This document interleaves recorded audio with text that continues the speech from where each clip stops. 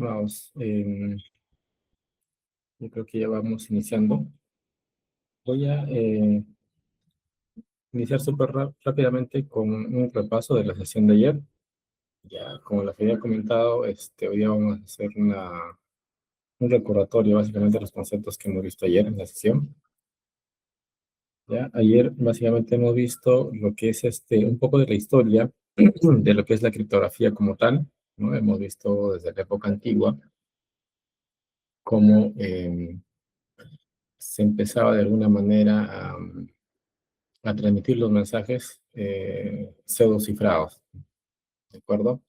Con la transposición, por ejemplo, ¿no? La sustitución, ¿no? Hicimos un par de ejemplos ahí, ¿no? Luego vino la parte de la era mecánica, ¿no? Con la parte de la rotación, las máquinas de rotor, ¿de acuerdo? Y luego entramos ya a la parte de la teoría matemática, ¿no? Donde ya inicia la parte de la criptografía moderna. ¿De acuerdo? Luego ya, viendo un poco más adelante, tenemos la criptografía pues, de clave pública, clave privada, ¿verdad? Entonces, ya vamos iniciando ya con la era actual, ¿no? El RCA, el PGP, ¿no? Los protocolos AES, blockchain y la criptografía post-quantum. Vimos también la parte de la triada, ya la triada de la ciberseguridad, más dos componentes importantes ahí, ¿no? La triada respecto pues, a la confidencialidad, la integridad, la disponibilidad, y dos componentes importantes que es la autenticidad y el no repudio, ¿de acuerdo? Luego vimos rápidamente las diferencias que existen pues, entre criptografía, codificación y obfuscación, ¿no? Son términos que vamos a usar, ¿de acuerdo? Ya vemos la codificación, la obfuscación también.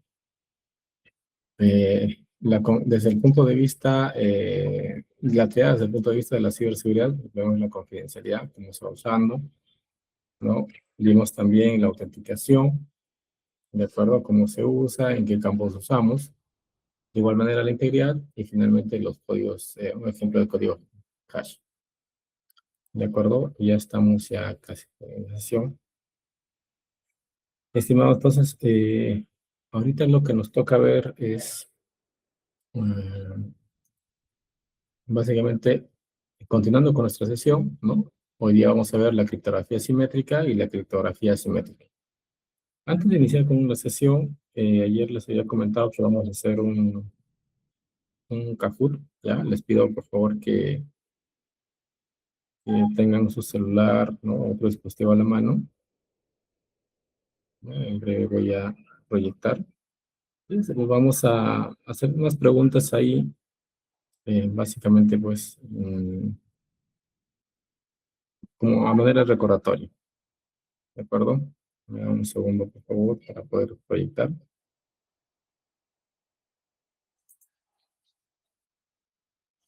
Y vamos a presentarlo, a ver.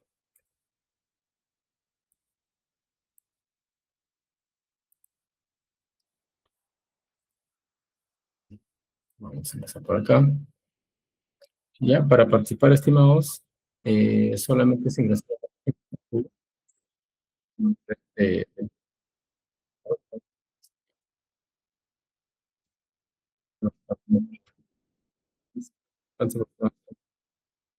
a ver, estimados, vamos ingresando. Son preguntas básicamente relacionadas pues a lo que hemos visto ayer. Ya, y para ir de alguna manera viendo pues lo que se ha ido aprendiendo. ¿De acuerdo? Ahora, estimados, ingresamos. ¿No? Ingresen a la página de Kahoot y les va a pedir que pongan su nombre y con eso estarían participando. Ahora, estimados, ingresamos, por favor.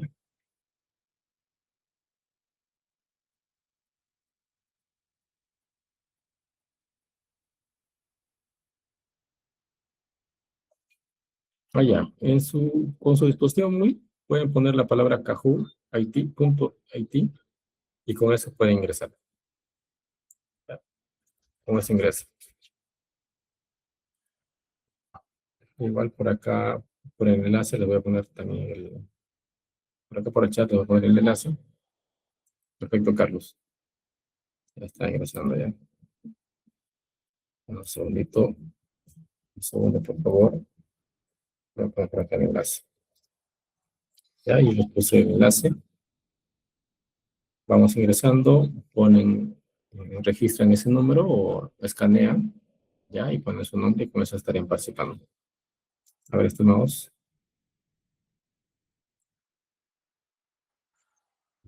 a ver, un par de minutos para que terminen de conectarse el enlace.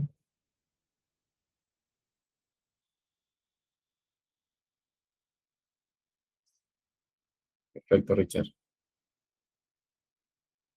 A ver, estimados, un par de minutitos más. Y así, perfecto.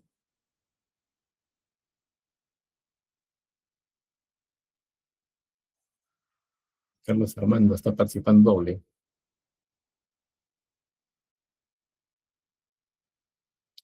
Perfecto. A ver, un minuto más, por favor. Somos, ya somos 10, ya. John, ¿qué tal? Estamos, haciendo un... Vamos a ingresar a Kahoot, ya, para responder unas preguntas, ¿no? De las cosas que hemos visto ayer, ¿sí? A ver, ingresamos ahí, dejé en el chat de la Meet, he dejado el enlace. Perfecto, chat, perfecto. Ahora, estimados, si van ingresando, un minuto más y arrancamos. A ver, somos 7 participantes. A ver, estimados,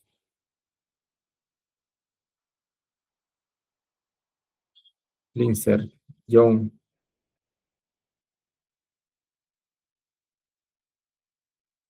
Lincer, John, a ver, por favor, ingresamos al Kahoot. Nos confirman si puede ingresar. Perfecto, John. Lincer, ¿nos confirmas?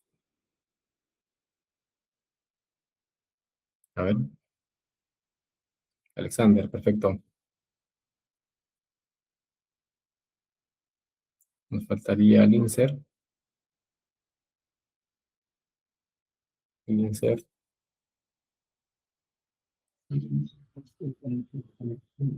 Richard Lewis y Richard Irwin Valdés. Un Richard nada más. Ronald, buenas tardes. Ronald, estamos haciendo... ¿qué tal, Richard? Ah, perfecto, Alexander, perfecto. Ronald, estamos haciendo un Kahoot. Ya, vamos a hacer unas preguntas. A ver, por favor, si logras unirte al Kahoot. Ahí dejé el enlace. Perfecto, Richard. Perfecto, Alexander. Vamos a ver.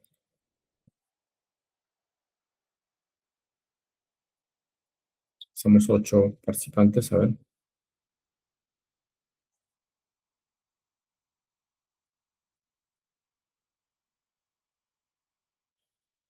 Un minutito más, si no arrancamos con lo que estamos, ¿sí? ¿De acuerdo?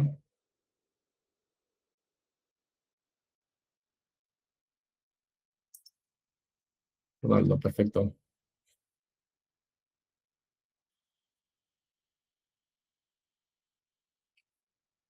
Un minuto más y arrancamos.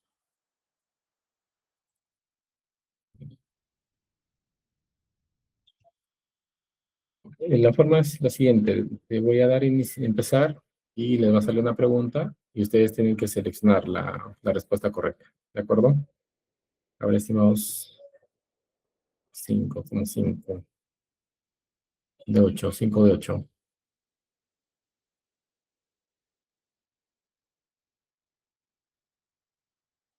Listo, arrancamos, por favor, ¿sí?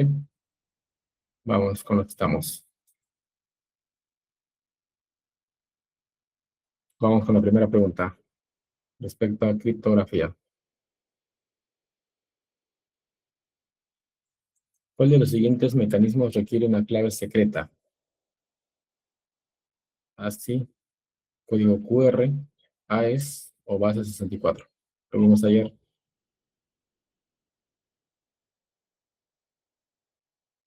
765 se acaba, estimados. Perfecto. Bien. Ayer vimos en la clase, ¿no? Que tanto ASCII como código QR y base 64 eran básicamente codificaciones. ¿De acuerdo? Eran codificaciones. El que tenía la clave secreta era AES, ¿eh? Porque es básicamente un cifrado. Perfecto. Siguiente, por favor. Bien, Ronaldo.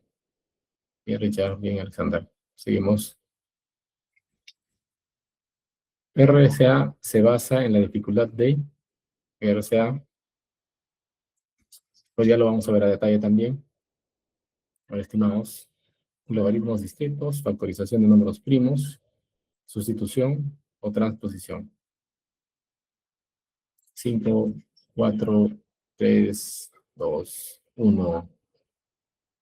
Perfecto, perfecto. Factorización de números primos. Sí, correcto, ¿no? Logaritmos discretos no, ¿no? RSA básicamente está basado en factorización de números primos. Números grandes, ¿no? Números primos grandes. Perfecto, estimados. Bien, Ronaldo. Alexander, Richard, perfecto. La criptografía moderna se formaliza matemáticamente como vimos hace un momento, con Enigma, RTA, AES o Shannon. Vamos a ver.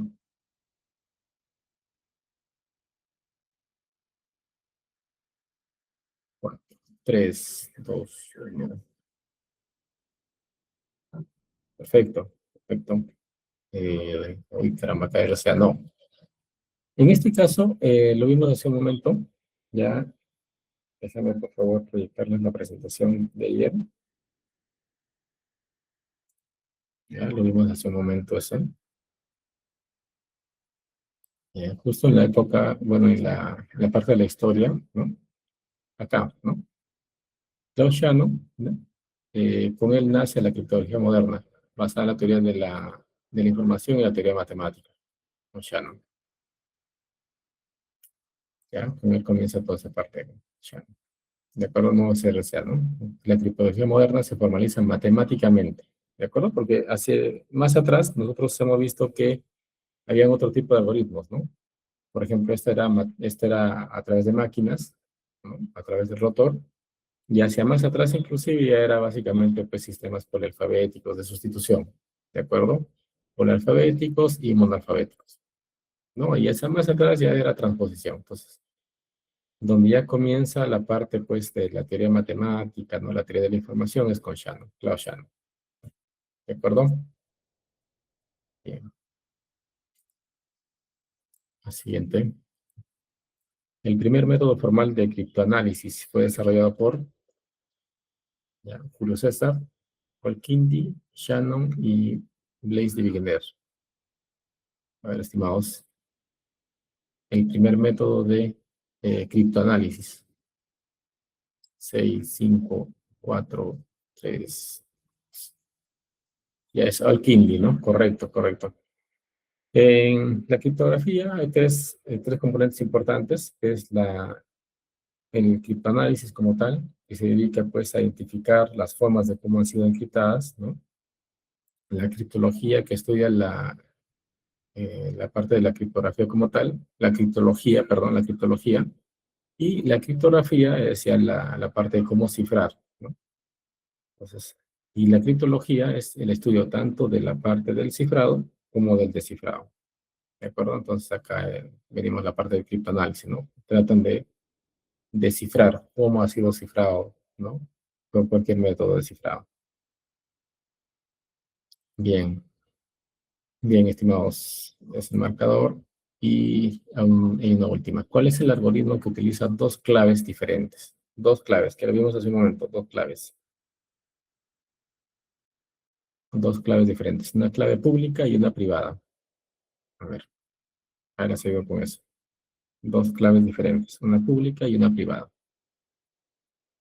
3, 2, 1. Perfecto, perfecto. Acertaron todos. Totalmente, ¿no? Entonces, este es una una criptografía asimétrica y por lo tanto tiene una clave pública y una privada. Las demás son simétricas.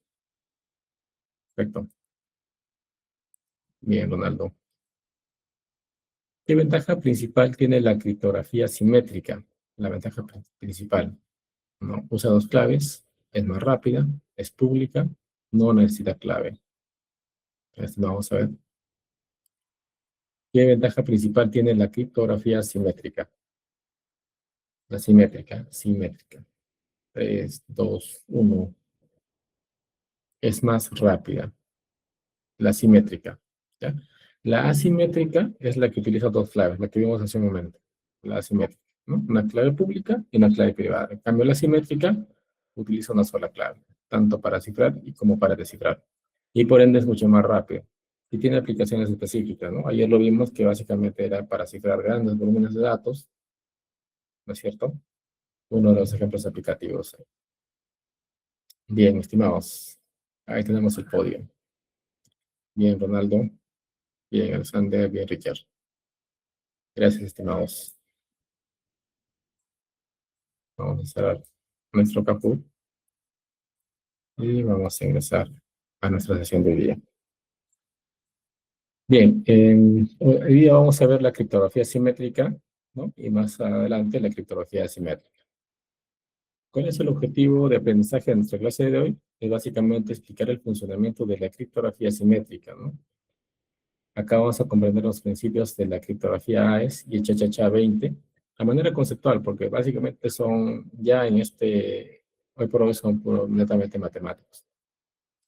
Diferenciar los modos de operación, ¿no? Tenemos, de acuerdo a la NIS, hay 14 modos de operación, ¿no? Ustedes pueden entrar a la NIS y pueden buscar la información. Hay 14 modos, de las cuales nosotros vamos a ver 3 modos de operación. ¿De acuerdo? El SB, el CBC y el GCM. Vamos a identificar también los riesgos por mala implementación de una criptografía, en este caso simétrica, y analizar algunos casos reales de fallas criptográficas. Ya, eso va a constituir la primera parte de la clase de día. Ya entrando a detalle, ¿no? Respecto a la criptografía, a los fundamentos de criptografía, ¿no? Básicamente, pues, un sistema criptográfico, por el lado simétrico, es un sistema criptográfico donde utiliza una única llave, ¿de acuerdo? Una única llave para cifrar, ¿no? Viene el texto plano, se cifra con una única llave, y luego el texto cifrado se envía por el canal inseguro hacia el destinatario, y el destinatario recibe el texto plano, y el texto cifrado, y lo va a descifrar con la clave pública, con la clave secreta, perdón, ya con la única clave. Entonces, acá hay una única clave, ¿no? Tanto para cifrar como para descifrar. ¿De acuerdo? Esa es la criptografía simétrica, ¿no? A grandes rasgos. Y acá hay dos formas de enviar la información, uno por bloques. Ya tenemos el bloque, juntamos el texto plano en un solo bloque,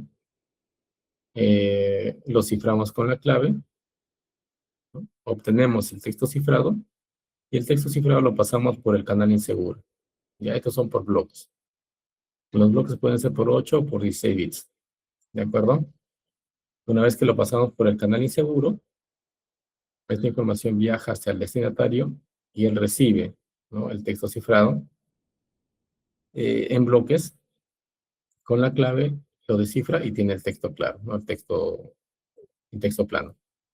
¿De acuerdo? Ese es el tipo de cifrado por bloques, ¿no? Agarra bloques de 8 o de 6 bits y los envía. ¿De acuerdo? Utiliza la única clave para cifrar, los cifra y los envía por el canal inseguro hacia el destinatario. Y el otro método es el cifrado por flujo, ¿ya? Esto según que va llegando, ¿de acuerdo? Tienes la clave, ya tienes el mensaje, ¿no? Lo pasa por una función OR, ¿no? En línea, porque es por flujo según que van llegando, y lo envía por el canal inseguro. Al otro lado el receptor agarra, ¿no? Pasa por el canal OR, genera la clave y genera, pues, con la clave, perdón, y genera el mensaje, lo desencripta. Entonces la función SOR básicamente, pues, 2 bits iguales, ¿no? da 0, 2 bits diferentes dan 1, ¿de acuerdo? Del ejemplo, ¿no? Vemos que este es el mensaje llevado en hexadecimal, en binario, perdón, y este mensaje lo pasa por la función SOR, la función lógica SOR, ¿no? Y tiene como resultado texto cifrado. ¿De acuerdo? Por ejemplo, dígitos diferentes da 1, dígitos iguales da 0, ¿no? Y va cifrando según que van llegando, ¿no? Llega 1, llega 2, llega 3, es por eso que se llama cifrado en flujo. Es un string cipher. Según que va llegando, los va cifrando. ¿De acuerdo? Los cifra, los pasa por el canal inseguro, ¿no? Nuevamente ejecuta la función SOR con la clave y los descifra. ¿De acuerdo? Estimados, hasta este punto, ¿alguna duda, alguna consulta? ¿Algún aporte? ¿Ninguno? ¿No? Dentro del simétrico, dentro de la criptografía simétrica, tenemos dos tipos de cifrado, ¿no? El cifrado en bloques, ¿no? Que van en bloques de 8 a 16 bits, y el cifrado en flujo. Ya, según que va llegando, se van cifrando y se envía por el canal inseguro, y al otro lado, según que va llegando, se van descifrando con la clave, ¿no? A través de la función SOR. ¿No? Acá tenemos un ejemplo práctico. Por el lado de la AES, ya, por el lado de la AES, acá tenemos básicamente, pues, hoy por hoy es un estándar oficial, ya, es Advanced Encryption Standard. Ya esto está, ya, ahorita adoptado por la NIST, ¿no? La NIST en el 2001 aproximadamente ha hecho un concurso de algoritmo donde ya ha sido elegido, pues, así este algoritmo, ¿no? El algoritmo de Dale en el 2001. Entonces ya fue adoptado como un estándar. Y si es un estándar, es usado, pues, por Estados Unidos, ¿no? Estados Unidos. Y más detalle en la FIPS 197 de este estándar de criptografía. A nivel de estructura interna, ¿no? Pasa por varias funciones matemáticas, ¿no?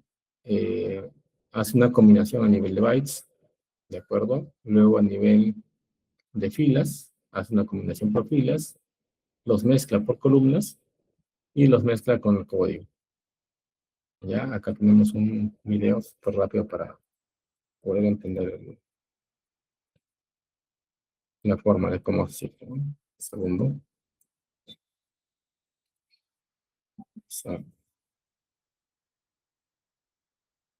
El video súper rápido, ¿no? Un segundo, por favor.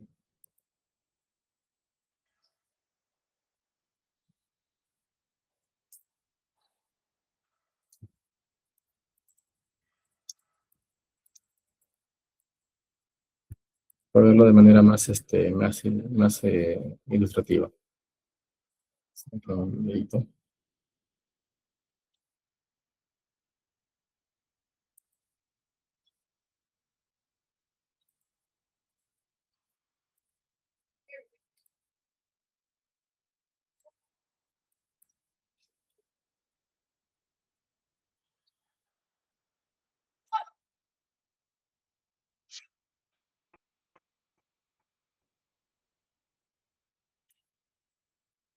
Voy a proyectar con el video.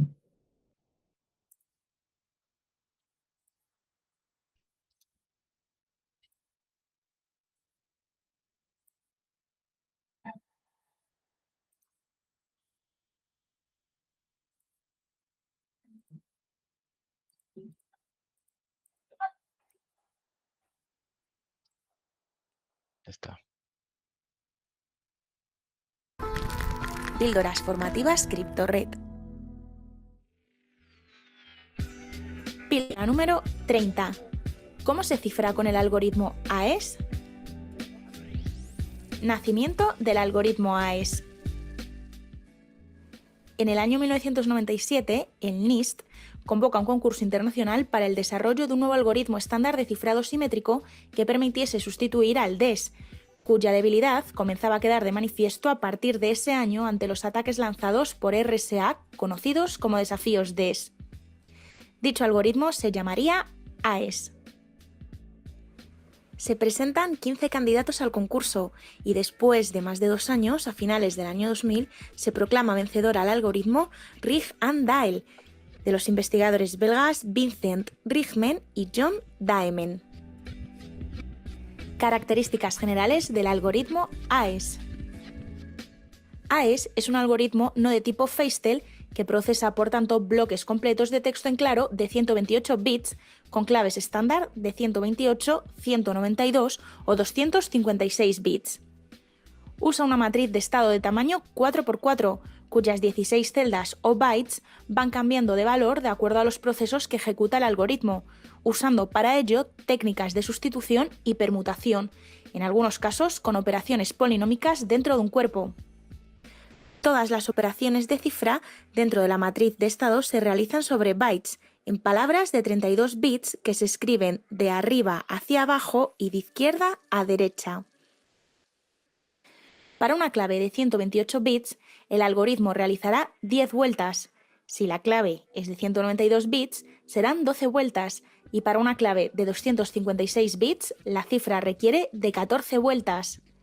En cada una de estas vueltas se usará una clave de vuelta generada a partir de la clave maestra o principal. El algoritmo de cifrado comienza con la función denominada addRoundKey, que realiza la suma OR exclusivo entre los bytes del mensaje y los bytes de la clave. Para una clave de 128 bits se calcularán 10 subclaves, una por cada vuelta, y se realizarán las siguientes 4 operaciones durante 9 vueltas: subbytes, shift rows, mix columns y addRoundKey. Para finalizar, se repiten solo las operaciones subbytes, shift rows y addRoundKey, dando lugar a una matriz de estado final con los 16 bytes que formarán el criptograma resultado de cifrar el primer bloque de texto en claro. Para el descifrado se recorrerá el algoritmo en sentido inverso y se usarán las funciones inversas de estas operaciones: inverso subbytes, inverso shift rows, inverso mix columns e inverso addRoundKey. Las funciones subbytes, shift rows, mix columns y addRoundKey. En la operación subbytes se ejecuta una sustitución de cada uno de los 16 bytes de la matriz de estado mediante una tabla. La operación shift rows consiste en una permutación de las filas del estado, de forma que la primera fila no rota, la segunda rota un byte, la tercera rota 2 bytes y la cuarta rota 3 bytes. Mix columns es una operación algo más compleja y consiste en multiplicar cada una de las columnas de la matriz de estado por un polinomio fijo. Por último, la función addRoundKey realiza la suma OR exclusivo de la clave de cada vuelta con los valores de la matriz de estado. La generación de las claves de cada vuelta del AES. Para la generación de las 10 subclaves necesarias en el caso de una cifra con AES de 128 bits, se utiliza una función denominada expansión de clave, que consiste en lo siguiente: modificar la matriz de estado de la clave inicial mediante la operación rotWord, que rota el primer byte de la última palabra de 4 bytes de la matriz. Después, aplicar a esa palabra resultante la operación subbytes y posteriormente sumar OR exclusivo esta palabra con la palabra que se encuentra 3 posiciones más atrás y con un vector conocido como rcon, diferente para cada una de las 10 vueltas, dando origen así a la primera palabra de la nueva clave. A continuación se repite 3 veces la suma OR exclusivo, ahora solo entre la nueva palabra con la ubicada 3 espacios atrás, hasta formar la matriz clave de la ronda 1. Este proceso se repite hasta obtener las 10 subclaves necesarias.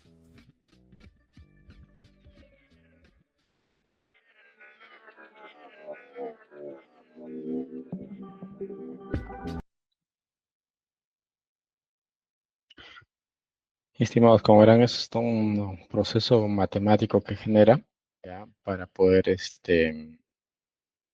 generar finalmente pues las claves. Em, no sé si ustedes conocen Google Colab. Ya en Google Colab se puede, sin necesidad de instalar ningún software, se puede hacer unas pruebas, ¿no? En este caso yo he iniciado sesión en Google Colab. ¿Ya? Es gratuito, no hay mayor costo. Igual voy a poner el enlace acá en la ruta para que ustedes puedan también ingresar y les voy a pasar el código que vamos a probar. ¿Ya? Ponemos en Google Colab, como suena, o ingresamos a la siguiente ruta.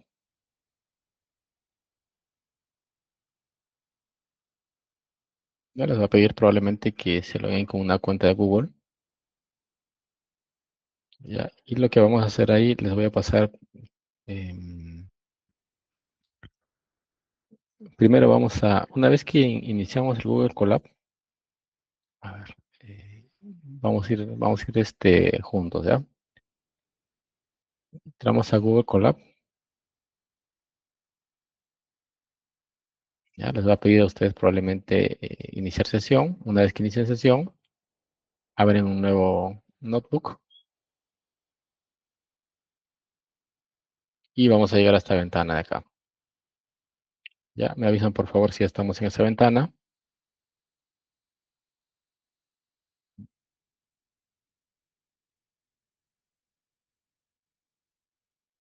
Me avisan si estamos en esa ventana. Y vamos a poner, en esa ventana vamos a poner este código. Vamos a hacer, vamos a llamar en este caso al componente, ya descifrado. Entonces, corremos este primer componente y eso nos va a habilitar pues para poder ya hacer nuestras pruebas de cifrado. Ya, corremos ese componente y nos va a dar un resultado. Ya está, ¿no? Está instalando el componente y listo, ya estaría ya el componente. Les voy a pasar por acá un código, ya, de cifrado AES. Esto básicamente lo vamos a hacer con código Python. Ya, y los estoy pasando por el chat de la Meet. Ya, al final les voy a dejar también este código en un TXT como parte de la presentación. Entonces, el código de la Meet, ustedes agarran y lo pueden copiar. Lo pueden copiar y lo pegan, ¿no? Uno nuevo por acá. Como yo tengo abierto, no me permite abrir varios a la vez. Entonces, lo pegamos, ¿de acuerdo? Vamos a salir de acá. Es como si estuviésemos en esta ventana de acá, ¿no? Y vamos a pegar acá el código que les he pasado. ¿De acuerdo? Entonces, vamos a hacer una revisión súper rápida. Acá está importando la criptografía con el método de cifrado AES. Ya, entonces, vamos a buscar el texto que vamos a cifrar por acá. Y bueno, está usando acá el modo de operación CBC, uno de los modos de operación que vamos a ver más adelante a nivel de teoría. ¿De acuerdo? Y vamos a hacer una prueba de cifrado. Por ejemplo, vamos a cifrar un mensaje. ¿Ya? Acá ponemos, por ejemplo, clase 2 de criptografía, de fundamentos de criptografía, ¿ya?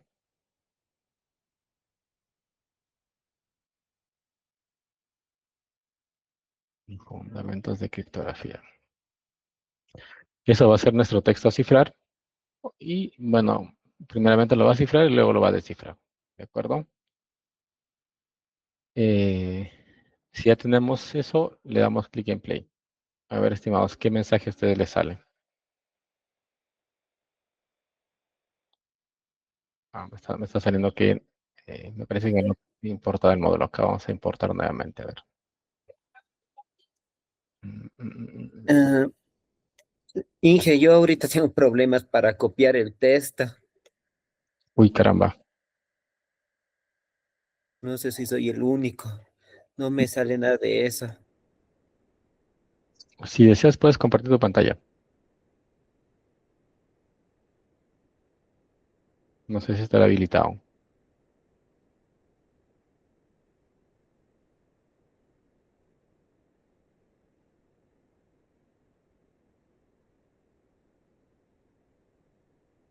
A ver. Ya compartí, ¿se puede ver? Sí, ya se ve. Ya, Ahí está bien. ajá, perfecto. Ahí usted lo que va a hacer es va a copiar el, el módulo, la importación del módulo. Ahí le estoy pasando por el chat de Teams, de la Meet. Ya. Ya, claro, correcto. La librería hay que instalar, ¿no? Ese es el pip install eh, Cryptodom. Copias y pegas lo que te pasaban por el chat de la Meet. Ya. Ujú. Copia y pégalo. Entonces, copio lo que me ha enviado todo. Sí. Copia eso, la última parte que pasaba. Pip install cifra. Cifra. Ya voy borrando lo que tengo acá. Ya, porque en esta pantalla me falta importar. Parece que se ha desconectado. Entonces, al igual que en tu caso, voy a importar y voy a instalar el componente. Ya está. Ya. Ya. Pongo querer pegar, pero no me sale para poder pegar. ¿O dónde pongo?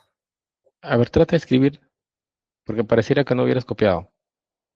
Ya. Ujú. A ver. O cópialo en un Print. bloc de notas y de lo pegas, ¿no? Ya. Print. No, es PIP install. And a paper insta. Sí, ajá, cópialo en un bloc de notas. Cópialo en un bloc de notas y luego lo pegas ahí. Así no te dejan de copiar por cualquier motivo. Ya. Entonces, voy a dejar de compartir pantalla y lo voy a hacer Ya, ahorita. perfecto. Muchas gracias, Inge. Listo. Yo lo borré en este caso, lo volví a importar en esta pantalla, parece que esta pantalla se hubiera desconectado, entonces voy a poner el código secreto acá a cifrar bajo el certificado AES y voy a poner acá clase 2 de criptografía. Ya, y eso lo vamos a cifrar. Ya, Eilinger le decía, no es necesario, pones Google Colab, así como sale acá, Google Colab nada más, y eso les va a llevar a esta pantalla de acá, ¿no? Acá pueden generar un nuevo notebook y les sale esta pantalla. Importan los módulos y con eso estaría listo para que puedas practicar. Eso sería el insert.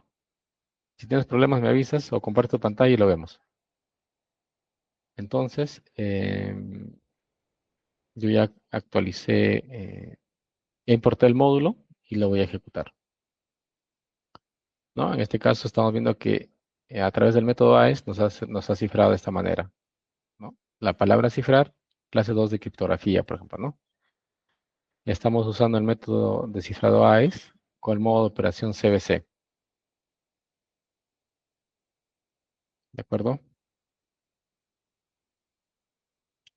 De acuerdo, Lincer. A ver, les voy a compartir el componente, el módulo. Es el módulo. Ya, eso tienen que importarlo, instalarlo, ejecutarlo primero, luego la parte del código. Es un código en Python. Listo. Igual lo voy a poner al final de la presentación. Ya lo compilo y lo pongo al final de la presentación para que lo puedan ustedes ejecutar. Estimados, me confirman si lograron, ¿no? En este caso ya me sale el texto cifrado, ¿no? Y el texto descifrado. A ver, les doy un minutito más para que puedan practicar. Al que no le sale me avisa y lo hagamos inmediato. Un minuto. A ver. Y así pueden ir buscando estos códigos en Python para ir probando, ¿no? Ah, los textos a cifrar. Entonces ahí de alguna manera vamos viendo cómo va funcionando esta parte del cifrado de una manera más real. No, si bien es cierto, son funciones matemáticas que hacen toda la transposición, ¿no? el intercambio de datos, el intercambio de posiciones, ¿no? Y luego le ejecutan o le ponen la función SOR. Y es muchos cambios que internamente lo hacen, ¿no? Entonces, a efectos prácticos, no, a efectos académicos no es muy práctico llegar hasta ese detalle. Entonces, sí, sí usarlo, ¿no? De alguna manera ver cómo se puede usar. Probar al menos usar. ¿De acuerdo? Estimados, ¿lograron? Era un minuto más. Un minutito más, por favor, a ver. A mí me sale lo siguiente, ¿puedo compartir Claro, pantalla? creo que sí. Comparte, por favor. A mí me sale eso. Ujú. No sé Ya, si está perfecto. bien. Ya instalaste el módulo. Entonces, lo que vas a hacer, lo siguiente que vas a hacer es donde dice pip install, bórralo todo eso, Ya. borra esa línea. No, la parte de Esto, arriba, por favor. Ajá, correcto. eso borro. Bórralo. Sí, sí, sí, borra eso, por favor. Y luego Ya, reemplazas el texto que les pasé. Perfecto, ya. Michelle. Y el texto que Muchísimas. pasé, cópialo y pégalo ahí. Y Ya. eso, con eso está. El Y lo último ejecutas. comentario que mandó. Inge, Sí, sí, por favor. Eso es. dale. Muchísimas gracias. Listo, Carlos. Listo, ya Michael lo sacó. Entonces, esto ya lo cerramos y continuamos con la presentación. Bien, estimados, la idea es básicamente ir viendo ¿no? cómo se genera internamente, ¿no? Y alguna herramienta pues que lo genere. En este caso usamos Google Colab. Ya es un código en Python que puede leer. No necesita instalar, ¿no? Como verán, solamente tener una cuenta en Google. ¿De acuerdo? Y con eso pueden ir practicando. Bien, entonces acá básicamente pues son funciones, ¿no? De transposición, de cambio, de ubicación, luego una función SOR y finalmente pues por cada ronda con el código va generando el texto cifrado, ya el AES. ¿De acuerdo? ¿Por qué seguro el AES, no? Porque es resistente a ataques, ¿no? Amplio análisis académico, ¿no? Como hemos visto, ya también hay fórmulas en Google Colab, ¿no? Uso global, se usa básicamente en gobierno, en banca, en cualquier tipo de industria. ¿De acuerdo? Y acá, a manera un poco más, más aterrizado, ¿no? Tenemos acá una implementación, por ejemplo, de BitLocker, ¿no? Cifrado de disco. ¿De acuerdo? En este caso, pues, BitLocker, que es una solución de Microsoft, ¿ya? Que fue lanzada en el 2007, ¿no? Eh, Su principal función es el cifrado en el disco. Ya basta. Ya viene desde la versión Vista hasta hacia adelante y viene solamente en las ediciones Pro y Enterprise. Me parece que en la versión 11 me parece que viene en la versión Education. Entonces pueden probar también el BitLocker ahí, ¿no? Tener mucho cuidado al probarlo en sus máquinas. ¿De acuerdo? Entonces, para la administración, si lo llevamos a un punto ya más empresarial, organizacional, ¿no? Se puede administrar por políticas de grupo o por el Endpoint Manager, ¿no? El Intune Endpoint Manager, dependiendo de la versión que tenga, o por línea de comandos también, ¿no? Importante, cuando queremos activar el BitLocker, ¿no? Importantísimo tener en cuenta nuestras políticas, ¿no? Nuestras políticas desde el punto de vista de la Súper. generación de las claves. Carlos, ¿quieres intervenir? Ah, no. Va de- Ah, ya, perfecto, perfecto, Carlos. Sí, les indicaba, ¿no? Desde el punto de vista empresarial, ¿no? Ya para empezar a generar este tipo de claves hay que tener algún tipo de procedimiento, donde se indique el cuidado que se debe tener, ¿no? Porque al generar las claves, ¿no? Hay que definir un repositorio, hay que definir qué es lo que debemos hacer en caso hay una pérdida de la clave, o en caso cuando ya entre en el equipo y se tenga que disponer el equipo, por ejemplo, ¿no? Entonces, la disposición de la clave. Entonces, todos esos puntos deben estar bien definidos y se debe, pues, a través de una política y con eso recién empezar a usar estas soluciones, ¿no? Entonces, acá hay un caso práctico, ¿no? Donde podemos utilizar este tipo de cifrado. Ya, las claves pueden guardarse, ¿no? En una cuenta de Microsoft, por ejemplo, ¿no? En una cuenta de directorio activo, también puede ser en la nube, en algún medio físico o hasta inclusive en medio impreso. ¿De acuerdo? Eso va a depender básicamente de nuestra política de seguridad que tengamos en la organización. ¿Dónde vamos a guardar nuestras claves? ¿Dónde vamos a almacenar? Obviamente, debemos de guardarlo o almacenarlo en un lugar seguro, ¿no es cierto?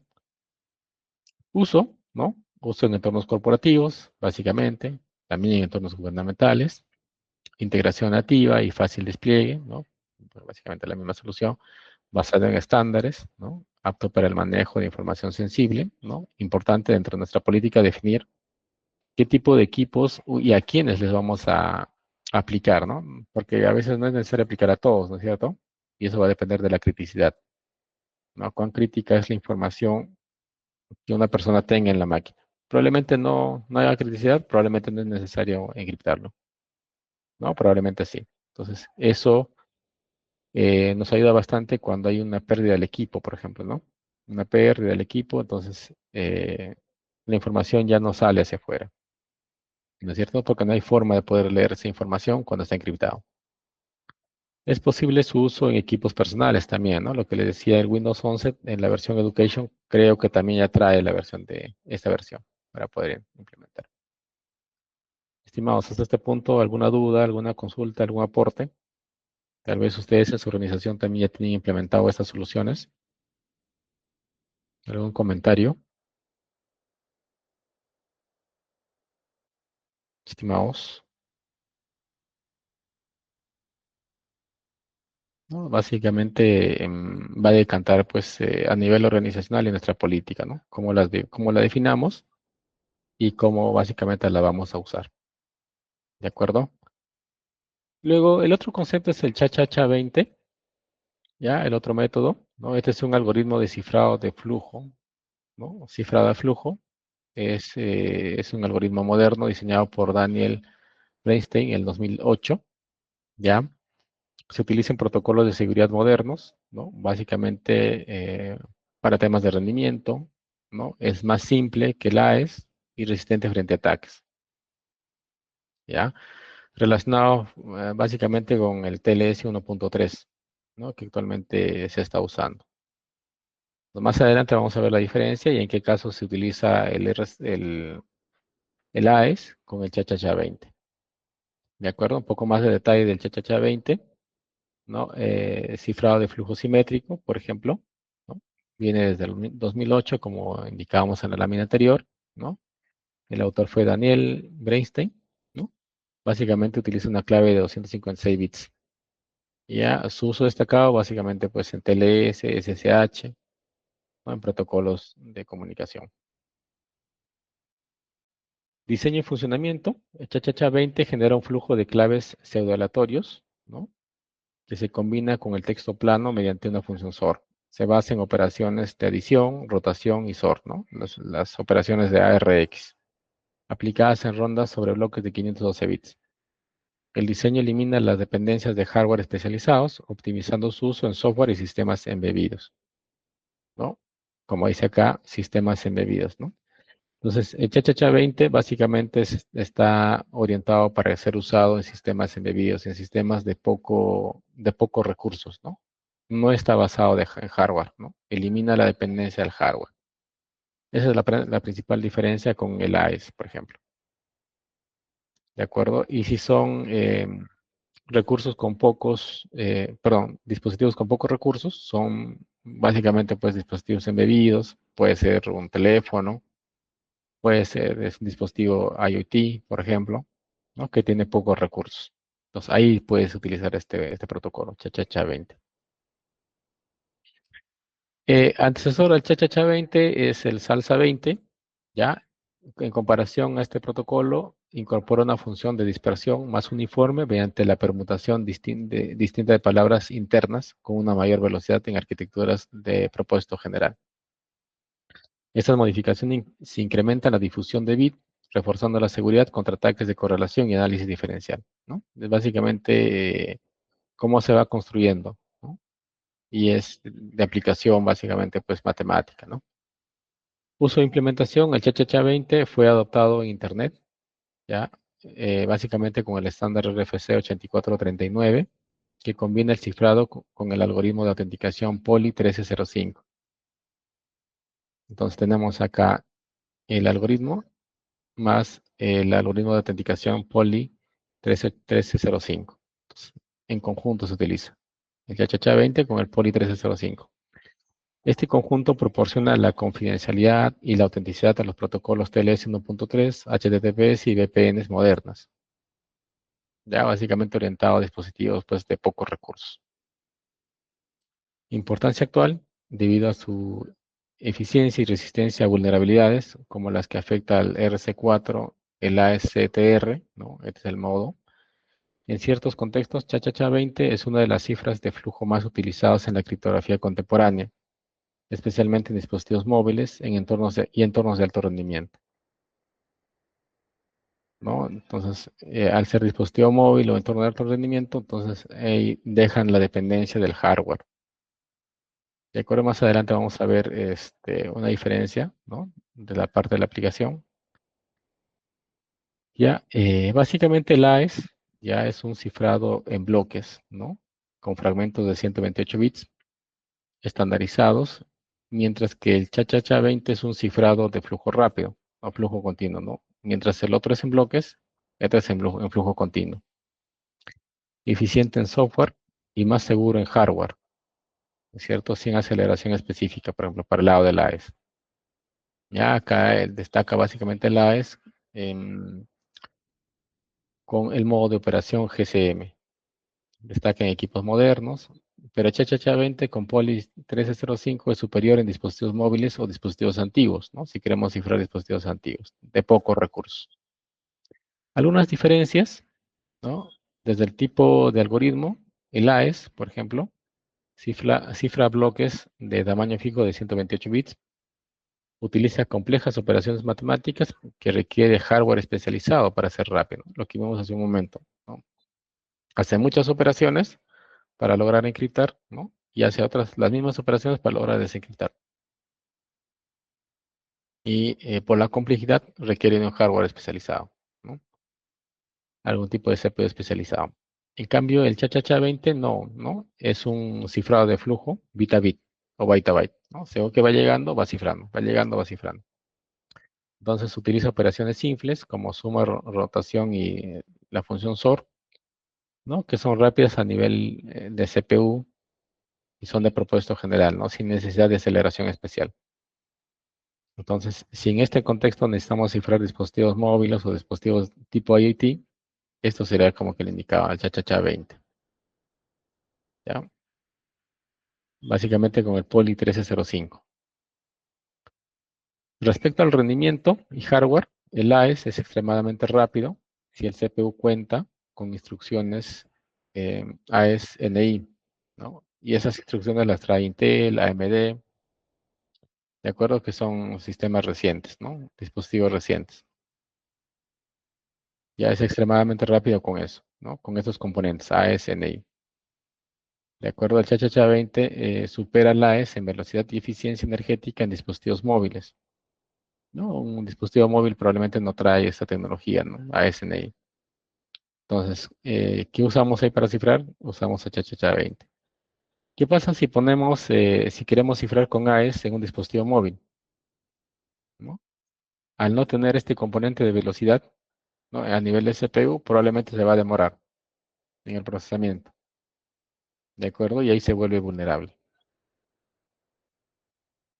¿Ya? El cha-cha-cha 20 con el componente POLI 1305 se utiliza básicamente para dispositivos móviles, televisores inteligentes, hardware de gama baja, sin aceleración de hardware, finalmente, ¿no? Nos vemos que no depende del hardware como tal este tipo de cifrado. El AES sí, ¿no? El AES es mucho más potente, mucho más rápido, pero a nivel de hardware necesita este componente. ¿De acuerdo? Necesita este componente. Entonces, si ponemos el AES en un dispositivo móvil, se va a demorar, ¿no? Porque no tiene una aceleración de este tipo. El procesamiento o la capacidad de procesamiento de un celular o de un teléfono no es equivalente al de una computadora. ¿De acuerdo? Se va a demorar. Y en ese proceso puede hacer pues que algún atacante entre y logre descifrar la clave o logre descifrar el contenido y finalmente pues comprometa la información. ¿De acuerdo, estimados? Y bueno, seguridad y vulnerabilidad, ¿no? El AES es estándar, es el estándar de oro, hoy por hoy se utiliza. seguro si se implementa correctamente, pero vulnerable a ataques de temporización de caché si se implementa en software sin AES-NI, por ejemplo, ¿no? Lo que le decía. Si estamos tratando de implementar el AES en un dispositivo móvil, ¿no? Por temas de tiempo y temporización, probablemente podamos tener una intrusión, porque se va a demorar, va a tomar un tiempo. Por el lado de ChaChaCha 20, diseñado para ser inmune a ataques de temporización de caché, ofreciendo un margen de seguridad extra por su diseño, a menudo implementado con ChaChaCha 20 Poly 1305 autenticado. ¿De acuerdo? Entonces acá vemos pues cuáles son las diferencias y las aplicaciones que podemos tener de ambos métodos de cifrado. Implementación, AES, es una implementación compleja, lo que aumenta el riesgo de errores de implementación, ¿no? Al ser compleja. El ChaChaCha 20, más simple y fácil de implementar y es más seguro, pero orientado finalmente pues, a dispositivos de menos recursos de hardware. Estimados, hasta este punto, ¿alguna duda, alguna consulta, algún aporte?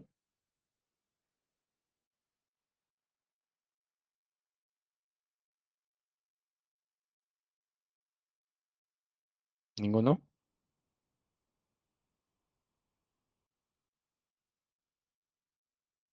¿Sí? ¿Ninguno? ¿No? Vemos la aplicación, ¿no? Las diferencias que tienen tanto el AES como el ChaChaCha 20, ¿no? Uno orientado básicamente a dispositivos con capacidad extra de recursos, ¿no? El ASNI y el ChaChaCha 20 para dispositivos con pocos recursos. Michel Alonso, ¿por qué errores de implementación? ¿Ya? Al ser complejo, ya podemos tener errores de implementación. Como le decía, básicamente esto va a partir, ¿no? Desde la necesidad de negocio. ¿Qué queremos implementar? ¿No? Si, por ejemplo, queremos implementar dispositivos, eh, podríamos decir, industriales, ¿no? O dispositivos con poca capacidad de procesamiento, podemos utilizar este de acá, ¿no? Y eso va a estar definido en nuestras políticas. Y el AES, ¿no? Definido pues en nuestras políticas si queremos implementar cualquier tipo de encriptación, ¿no?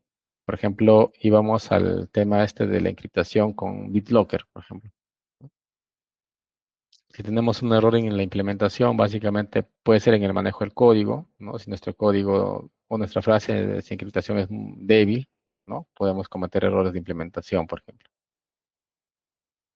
¿Sí? O el almacenamiento de nuestra clave, también, ¿no es cierto? Si no tenemos bien definido nuestra bóveda de claves, probablemente podamos tener un error en la implementación. ¿De acuerdo?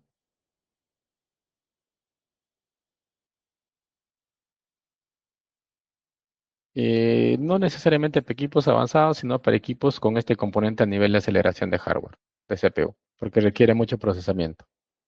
Ya, básicamente eso.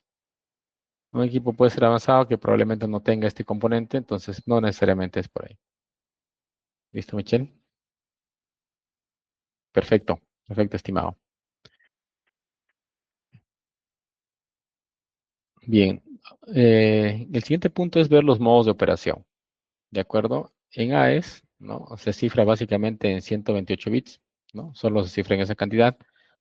Ya para cifrar datos largos se usa modos de operación, ya para cifrar datos más largos.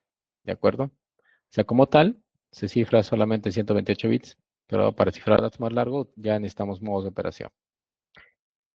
Como les decía al inicio, en el NIST, en la documentación de la NIST, hay más de 14 modos de operación. ¿Ya? Acá nosotros vamos a ver tres modos de operación. ¿Ya? Desde la parte inicial, ¿no? La parte más básica hasta la que se utiliza hoy en día. ¿De acuerdo? El primer modo de operación este es el Electrónica Codebook. ¿De acuerdo? Es un modo elemental, ¿no? Esto que hace cifremos bloques iguales, ¿no? Agarra el texto plano, tiene el código y lo cifra en bloques. ¿De acuerdo? Vemos acá un primer bloque de 128 bits, un segundo bloque de 128 bits, ¿no? Y los va cifrando. Y si ciframos de esta manera, ¿no? Podemos tener ciframos este bloque y lo enviamos por el canal inseguro, podemos tener una intercepción, ¿no? Alguien puede interceptar la comunicación, y si ciframos dos componentes iguales, ¿no? Podrían de alguna manera descifrar la clave. Entonces, es por eso que no es recomendado. ¿De acuerdo? No oculta patrones, ¿no? Y si hacemos un ejemplo, ¿no? Queremos cifrar esta imagen con este método, el resultado es este de acá, ¿no? Entonces nos damos cuenta fácilmente que los patrones son equivalentes. Entonces no hay un cifrado como tal. ¿De acuerdo? Lo está cifrando en bloque, ¿no? Agarra un bloque, lo cifra con la misma clave, agarra otro bloque, lo cifra con la misma clave, y por el otro lado, ¿no? Pasan los bloques por el canal inseguro, por el otro lado lo recibe, con la clave lo desencripta y tiene finalmente el texto plano, ¿no? Entonces son bloques autónomos, van bloque por bloque, y es un cifrado básicamente por sustitución en bloques, ¿ya? Es un cifrado por sustitución en bloques. El otro modo de operación es el Cypherbook Chain, ¿ya? Es similar a este tipo de cifrado en bloque, ¿ya? Pero ya van enlazados en una cadena. Hacer una cadena necesita pues un iniciador, ¿no es cierto? Y le ponen un vector de inicialización. Ya usa un vector de inicialización. Cada bloque, en este caso, ya depende del anterior, ¿no? Este bloque va a depender del anterior, ¿no? Este bloque va a depender del vector de inicialización y este bloque depende del anterior. Entonces, respecto al modo de operación anterior, es más seguro, sí, es más seguro, pero es vulnerable al vector de inicialización, ¿no? Si es que nuestro vector de inicialización o la palabra que ponemos acá es predecible, entonces lo hace vulnerable a toda la secuencia, ¿ya? Y al ser una secuencia, requiere más tiempo de procesamiento, ¿de acuerdo? Y un error en cada uno de estos paquetes comprometería todo el mensaje, ¿no? Porque está en una cadena, ¿de acuerdo? Entonces, si llevamos esta imagen al cifrado con este modo de operación, ¿no? Nos vamos acá. Entonces ya corregimos, ¿no es cierto?, el cifrado anterior, ¿no? Y acá ya no se ve, ya no hay patrones acá. No se distinguen los patrones, ¿de acuerdo? Y el otro cifrado, pues el GSM, ¿no? El Counter Mode. Ya es el modo de operación más moderno. Ya esto ya pone otros componentes adicionales como la confidencialidad, la integridad y la autenticación. Ya usa TLS moderno. En este caso es en bloques también, ¿ya? Es un poco complejo esto de acá, pero es en bloques. Inicia con un contador, ¿de acuerdo? Viene con una clave y suma el texto cifrado. Lo cifra y lo multiplica con una clave MAC. ¿De acuerdo? Más adelante vamos a ver qué es la clave MAC, ¿no? Es el código de sustitución de mensaje, por ejemplo, ¿no? Y nuevamente hace la cadena. Entonces acá tienes una clave y tienes una posición, ¿no? De cifrado, cifrado 1, cifrado 2, cifrado 3. Entonces, si eso se compromete, no hay problema porque sabes qué tipo de cifrado, qué componente del cifrado se ha comprometido. ¿De acuerdo? Es mucho más seguro y está basado pues en funciones matemáticas. ¿Ya? Entonces, ese es el cifrado con GCM. Estimados, hasta este punto, ¿alguna duda, alguna consulta? ¿No? Hemos visto desde el inicio, ¿no? Desde el más elemental, el modo de operación más elemental, ¿no? Un modo de operación un poco más ya robustecido, se podría decir, ¿no? Que se encadena, y un modo de operación ya donde ofrece más posibilidades, ¿no? De confidencialidad, integridad y autenticación. Los tres modos de operación, ¿no? Que tiene la AES, por ejemplo. Acá, estimados, ¿alguna duda, alguna consulta?